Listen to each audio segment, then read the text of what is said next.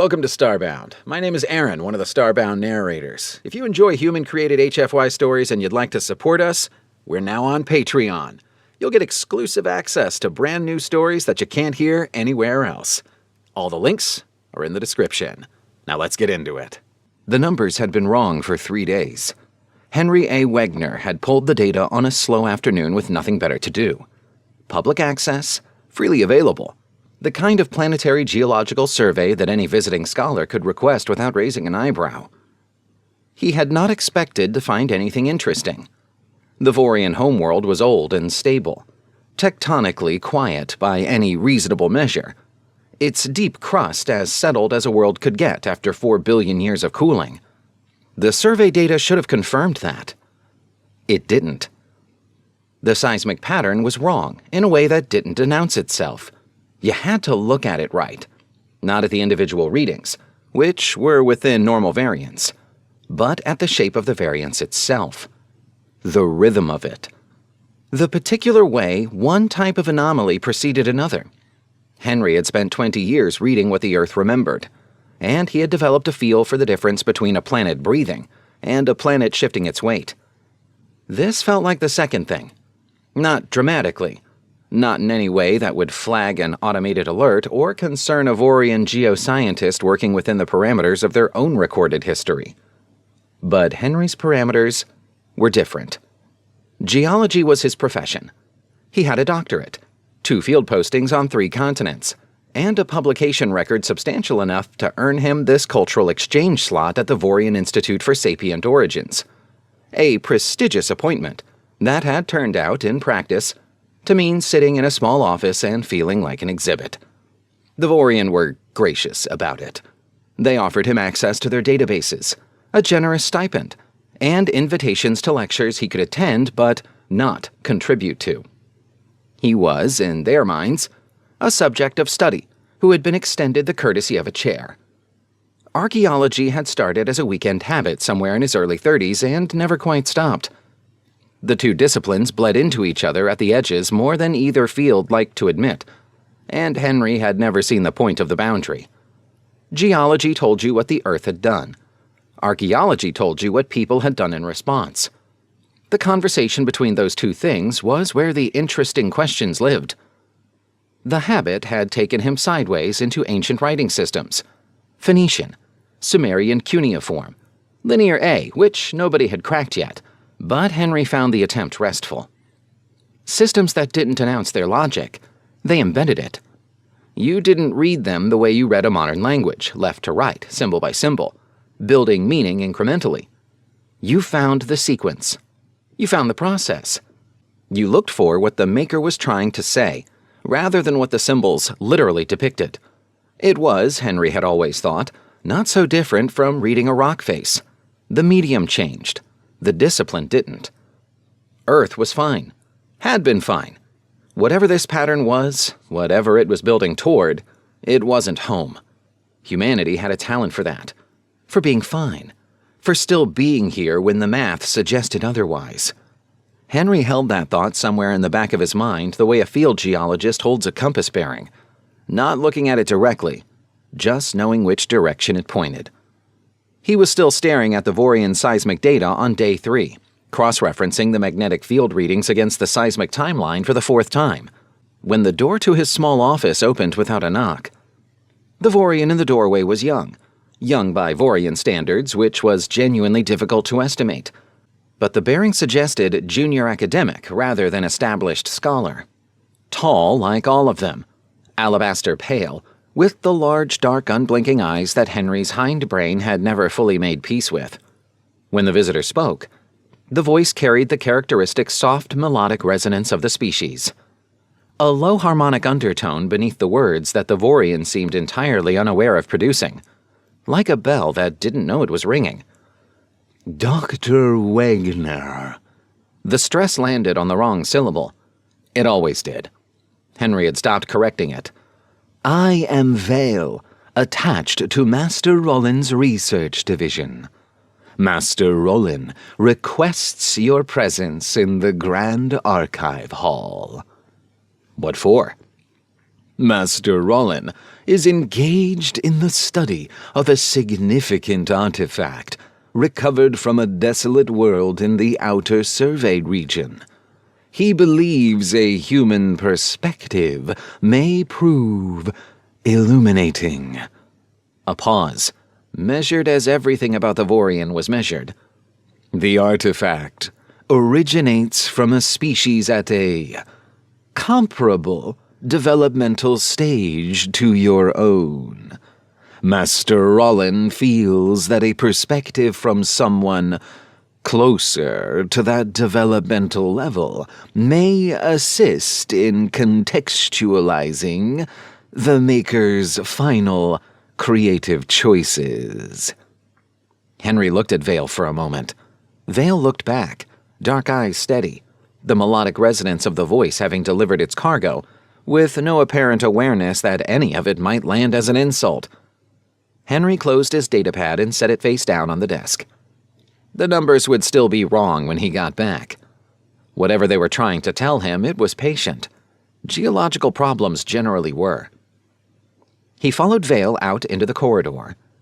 The walk to the Grand Archive Hall was long enough for Vale to explain, in that same melodic and unhurried tone, that the artifact in question was a monolith of considerable age and size, recovered from a barren and geologically inert world with no current inhabitants, and no record of supporting any.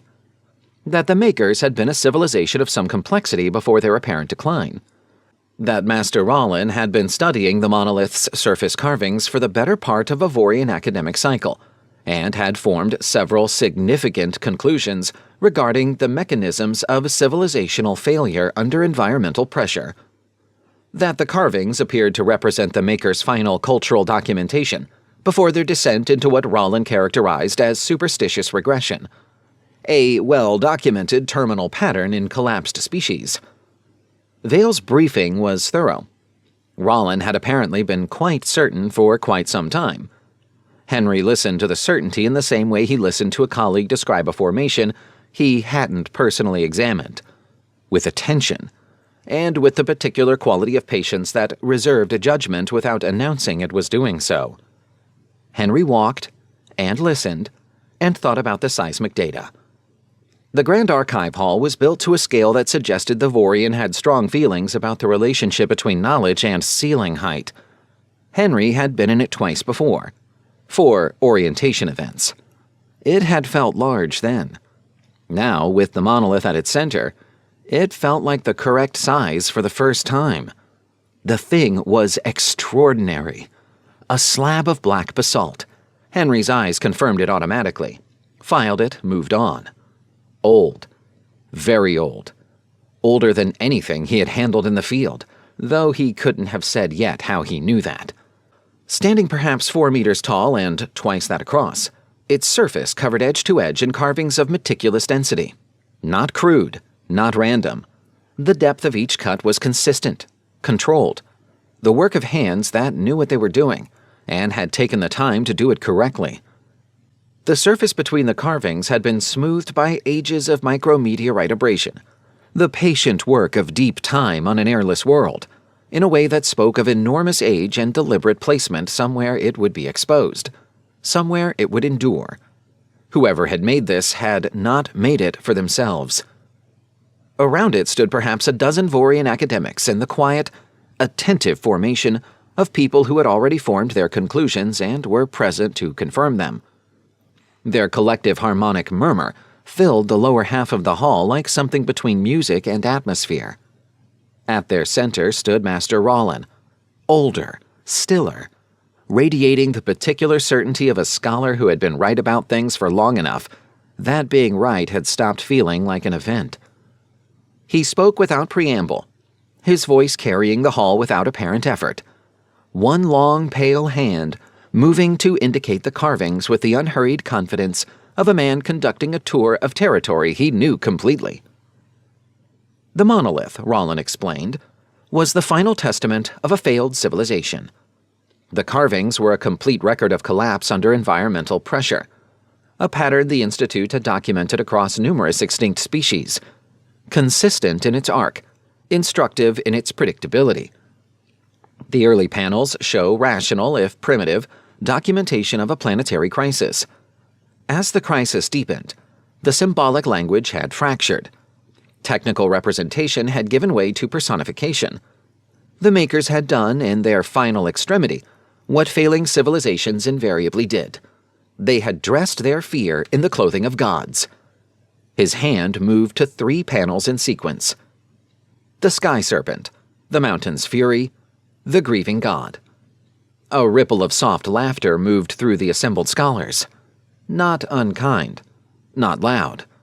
The sound of people who found something gently, predictably sad, the way one might respond to a child's drawing of a thunderstorm.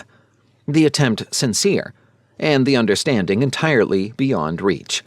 Rollin allowed it with a small, patient smile, the smile of a man arriving at a conclusion that required no further defense, before continuing. Henry stood at the edge of the group and watched it happen. He said nothing. He looked at the stone. Rollin was still talking. Henry had stopped processing the words some time ago. The words were not the interesting part. He moved toward the monolith with the unhurried lateral drift of a man trying not to signal that he was moving at all. The way you approached a rock face in the field when you didn't want to commit to a direction before you'd had a chance to look at the whole thing. You didn't walk straight at it. You came in from an angle. Let your peripheral vision do the first pass. Let the pattern find you before you went looking for it. The Vorian noticed. A few of them tracked him with those large dark eyes, mildly curious, the way you might watch an animal investigate something it didn't have the apparatus to understand. Henry was accustomed to that particular quality of attention. He didn't acknowledge it.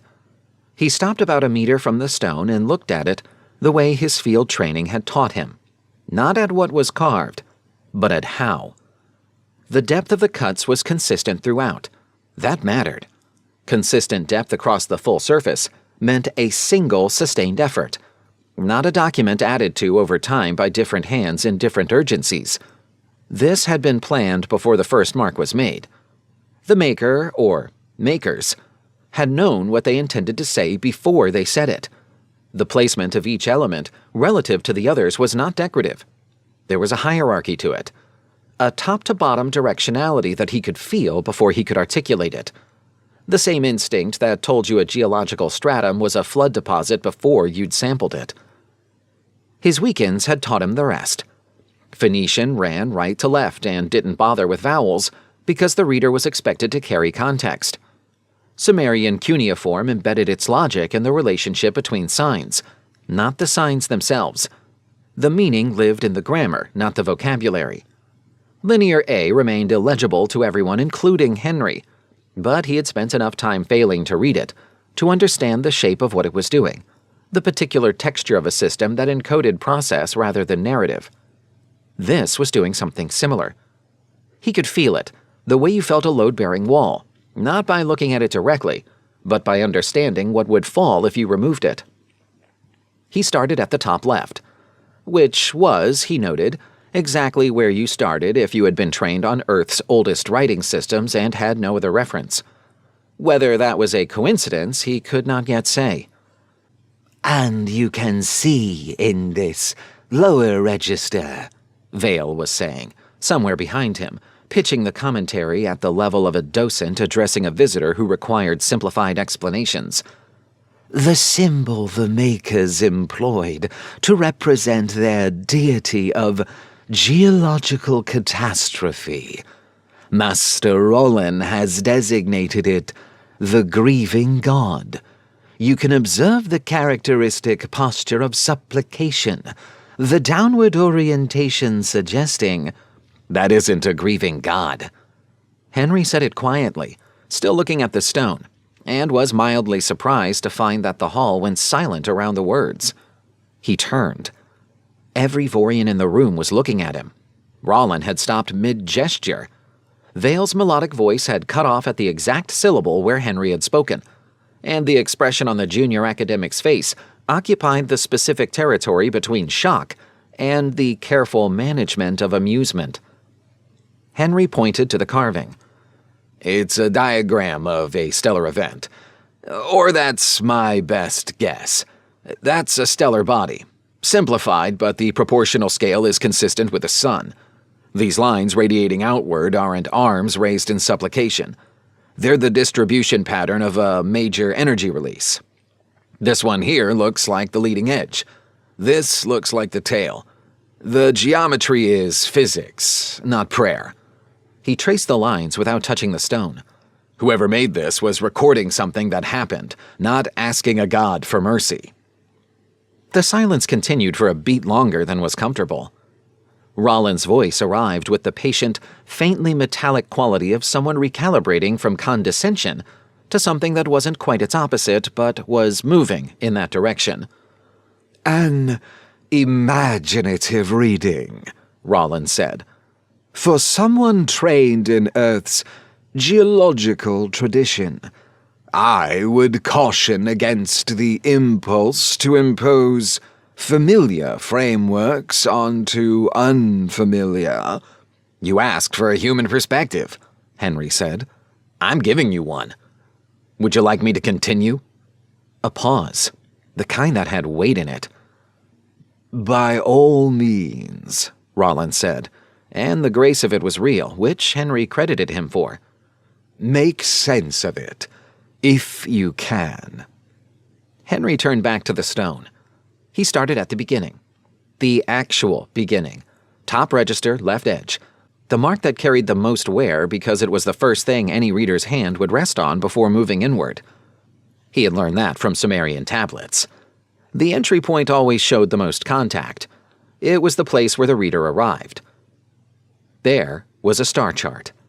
He almost missed it because the Vorian had designated it decorative, a background field of dots that their documentation had labeled an artistic border motif. Henry looked at it for 30 seconds and felt the back of his neck do something specific that it did when a geological formation turned out to be more significant than it had appeared from the ridge. He pulled his datapad from his jacket and ran the calculation with the quiet efficiency of a man doing arithmetic he expected to come out a particular way. The hall watched him. He was aware of being watched and did not find it distracting. Fieldwork had cured him of that early. The stars resolved. He ran the calculation again.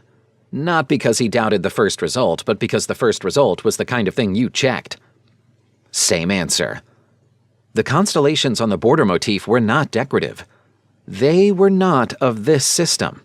They were Sol, Earth's sun and the stars surrounding it, as they would have appeared from a specific vantage point in this region of the galaxy, at a calculable point in time measured in millennia. The position had drifted since then, the slow stellar drift of deep time, but the drift itself was the confirmation. He knew how fast those stars moved. He knew where they had been. Sol star chart, he said almost to himself. He lowered the datapad. Vale appeared at his shoulder. Dr. Wegener, the syllable stress, as always, wrong.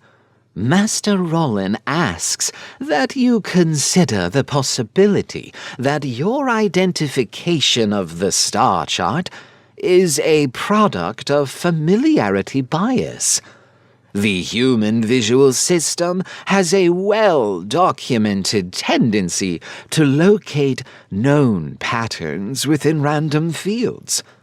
It is possible that you are seeing your own stellar neighborhood because you have been trained to see it. It's possible, Henry agreed without looking away from the stone. Run the calculation yourself. The stellar drift rates are in your own astrophysical catalog.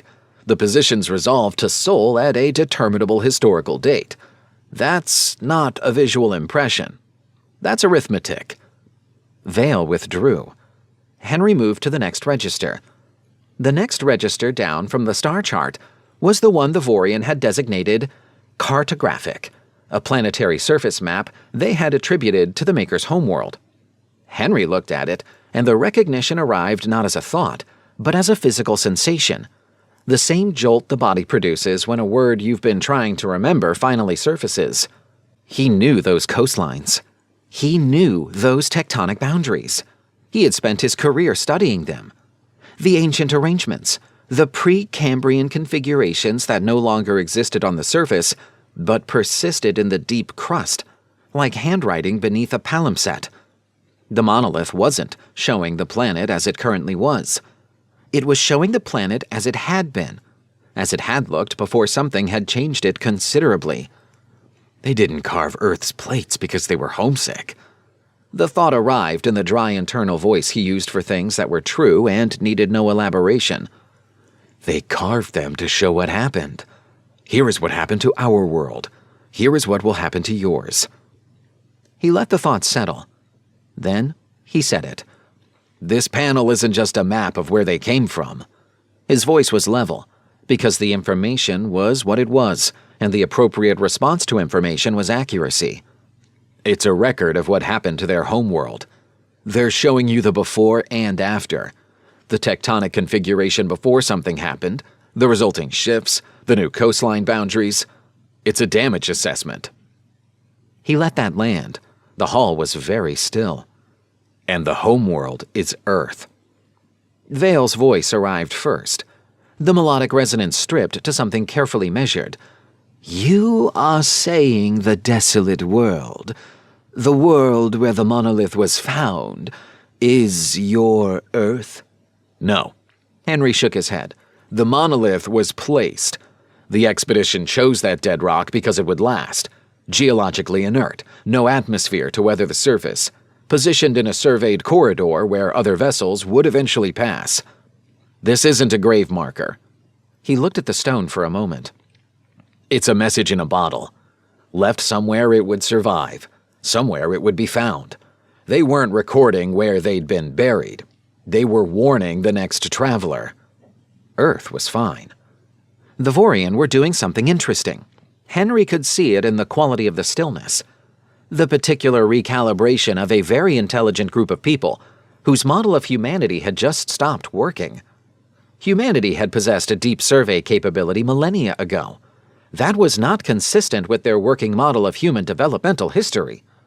He could see the shape of what it cost them to revise it. He didn't say anything about that. Something small and warm moved through him. He kept it off his face. He moved to the next panel. The disarray was quiet, as Vorian disarray tended to be. There was no raised voice, no open argument.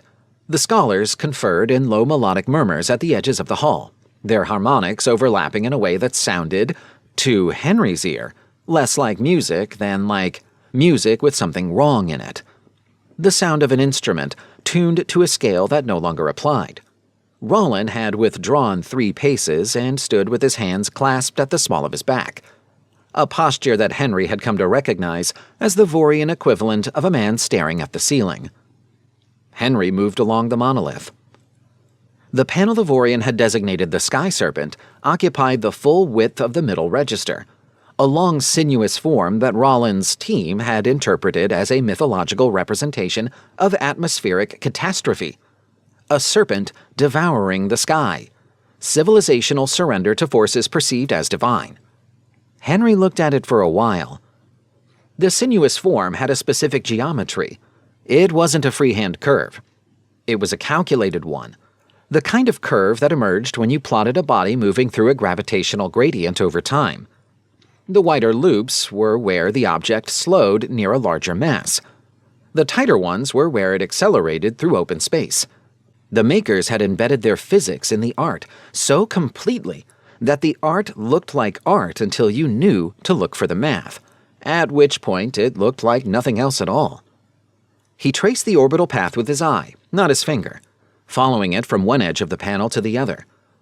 "This isn't a sky serpent," he said, to the room rather than anyone in particular, in the same even tone he used when reading a core sample aloud for a field recorder. "It's an orbital path. A dense body, something with significant gravitational influence, on a recurring transit through this galactic sector. These loops are the trajectory around gravity wells.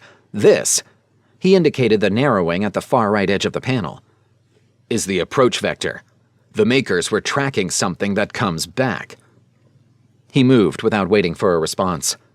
The panel below it, the mountain's fury, showed what Rollin's team had interpreted as a god of geological violence, a vast upwelling form, split at the crown, releasing billowing masses of divine wrath made visible. Henry looked at the crown of the form and at the deliberate way the split had been rendered. Not ragged, not violent, but controlled, almost architectural. The billowing masses above it were not chaotic. They moved in specific directions that represented fluid dynamics. You could calculate the pressure differential that would produce that dispersal pattern. "This is a schematic," he said. "A deep-crust geothermal vent. Engineered, not natural. Look at the bore geometry here and here. The split crown is a controlled release valve. The makers were designing a way to bleed off planetary pressure before it accumulated to a critical point." He stepped back slightly to take in the full panel. "It's not a depiction of catastrophe. It's a preventative measure. They're showing you how to build the relief valve before you need it." He moved to the next section, and the next. The hall had gone quiet in a different way than it had been quiet before. Less the silence of people managing their reactions, more the silence of people whose reactions had outrun their management of them. The lowest register resolved, as Henry worked through it panel by panel, into something the others had apparently passed over. Abstract geometric forms that looked, at first glance, like nothing in particular. Structural cross-sections. Load-bearing calculations expressed in a visual notation that was not so different from engineering drawings he had looked at in the context of ancient Roman construction. Once, on a weekend, that had started as a visit to a museum and ended 6 hours later with him in a university archive asking a bewildered librarian for primary sources. The depth ratios were conservative. Whoever had designed this had not been guessing at the pressure requirements. They had calculated them, built in redundancy, allowed for error. This wasn't emergency construction. This was engineering by people who had time to think, which meant they had built it before they needed it, which meant the monolith wasn't a last resort. It was a preparation. "Underground shelters," he said. "Deep construction. They're showing the depth ratios, the structural reinforcement approach, the ventilation geometry. This is a building plan for surviving underground for an extended period." He studied the final panel of the register, the one at the far right. "And this is a materials list, locally sourced. Whatever world you're building this on, these are the substrates you're looking for." He straightened. Behind him, Rollin's voice arrived. It came low and controlled, the melodic cadence stripped of its warmth, reduced to something with a harder quality underneath it. Not quite cold, but no longer soft. The voice of a scholar who had absorbed a significant amount of unwelcome information and arrived, on reflection, at a line he intended to hold. "You are doing what your kind always does," Rollin said. Henry didn't turn around. "You are finding yourself in everything you look at. You approach this stone like one of your primitive writing systems, your Phoenicians, your Sumerians, imposing linear sequence and process onto symbols that do not belong to your tradition. You are retrofitting.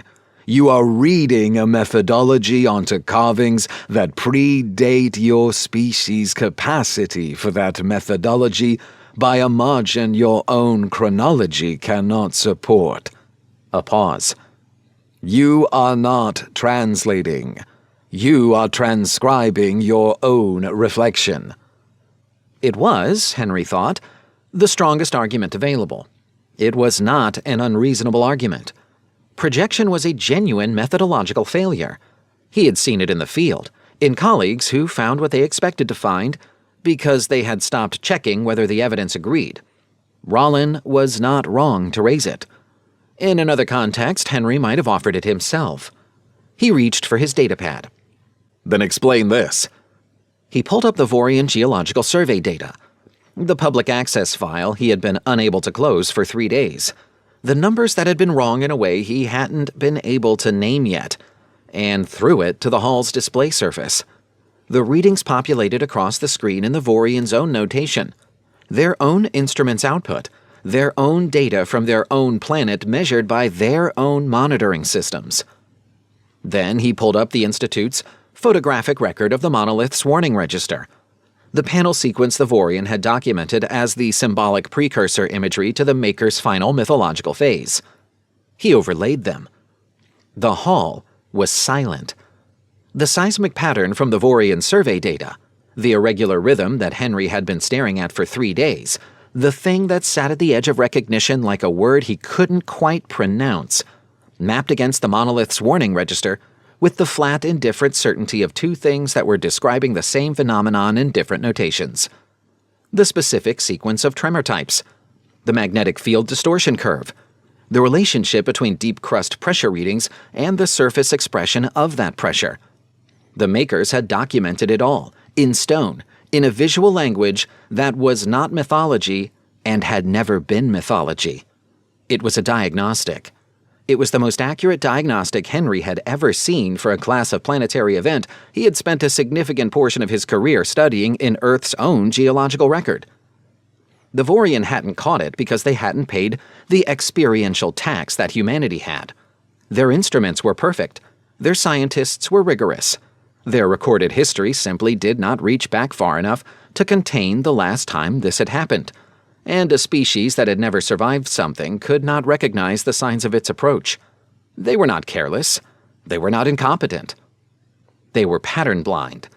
Humanity had bought the pattern recognition at a price that Henry did not like to think about too directly, the kind of price that showed up in Earth's geological record as mass extinction events, and in human mythology as floods and fires and the end of the world.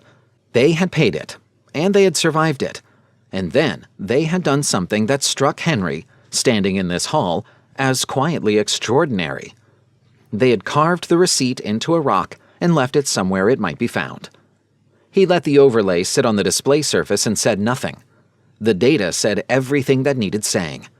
The warning carved into that stone lay across the Vorian's own readings in perfect, damning alignment, and the only sound in the Grand Archive Hall was the low, broken harmonic of scholars whose world had just changed its shape. Nobody spoke. Henry left the overlay on the display surface and turned back to the monolith. The data could sit there. It wasn't going anywhere, and neither was the truth of it. And he had learned a long time ago that the most useful thing you could do after evidence made its point was to let the silence work. Rock didn't argue. Rock didn't need to be agreed with. It simply was what it was and waited for you to catch up. He moved to the final section of the monolith. The panels Rollin had dismissed as aftermath imagery, a conclusion that had always struck Henry as evidence in search of a theory, rather than the other way around. He had not said so at the time because the time had not been right. It was right now. Master Rollin. He said it without turning around. He heard the soft sound of the scholar's footsteps. The Vorian moved almost without noise, a quality Henry had found disconcerting for the first several weeks, and had since simply incorporated into his working model of the species. And then Rollin was beside him, standing at the correct distance for professional consultation, which among the Vorian was slightly further than among humans. Henry gestured to the final panels. "Tell me what you see." Rollin was quiet for a long moment. When he spoke, his voice had lost the metallic quality it had carried during the pushback. What was left was something older and less defended. Aftermath imagery. The Makers depicting the destruction wrought by whatever event they feared. A scoured landscape. Reduced solar output. The star depicted here is dimmer than in the opening register. Standard terminal documentation. Look at the figures. Another silence. Longer. The figures were small. The Makers had not been interested in making themselves large in this telling. And they were emerging. From the ground, which meant from below the ground, which meant from structures below the ground, which meant from the shelters that the building plans 3 panels back had detailed with such thorough practical care. They were carrying things. Tools, mostly, though the notation for some objects was ambiguous, and Henry was content to leave it ambiguous. Their posture was not the posture of survivors who had barely made it. It was the posture of people with a great deal of work ahead of them who understood this and were not deterred by the understanding. Their faces were turned upward, toward the dimmer star. Not in supplication. in assessment. The faces of people who had come back up and immediately started taking stock. "They made it," Henry said. "The event happened. The thing the monolith warned about, the orbital body, the seismic cascade, all of it, it came. And they went underground. And they built it right. And they came back up." He looked at the panel for a moment.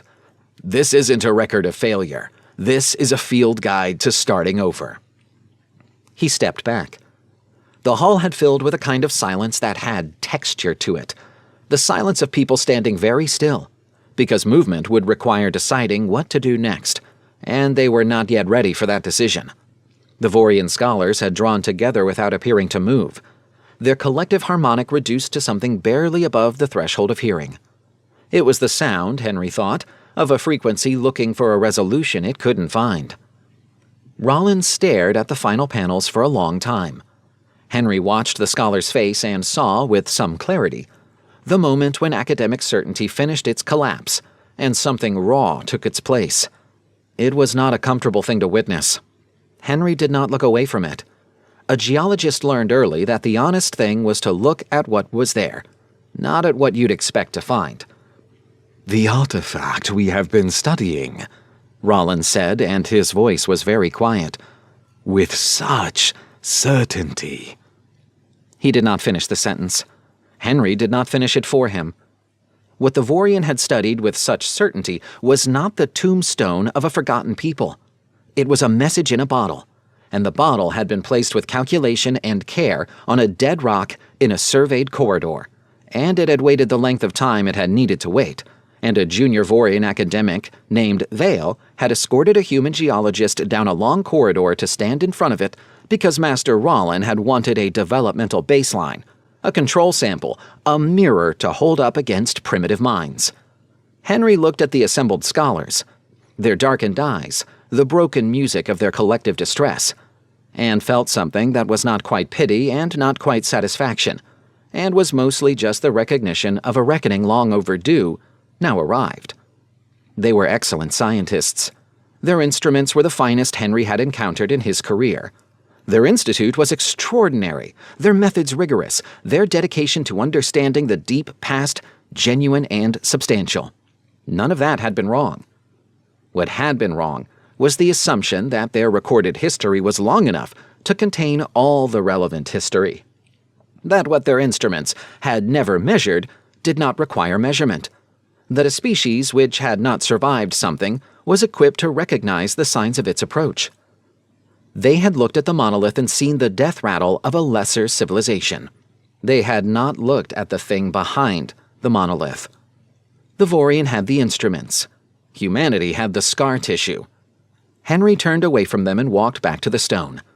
He placed his hand flat against the surface, palm down, fingers spread. The basalt was cool and faintly rough under his hand. The texture of it, particular in the way that old worked stone was always particular. Not the smoothness of natural weathering, but the specific grain left by tools used with intent. He could feel the edges of a carved line under the heel of his palm. He did not need to look to know which one. He stood there for a moment. 2. He gave it its due.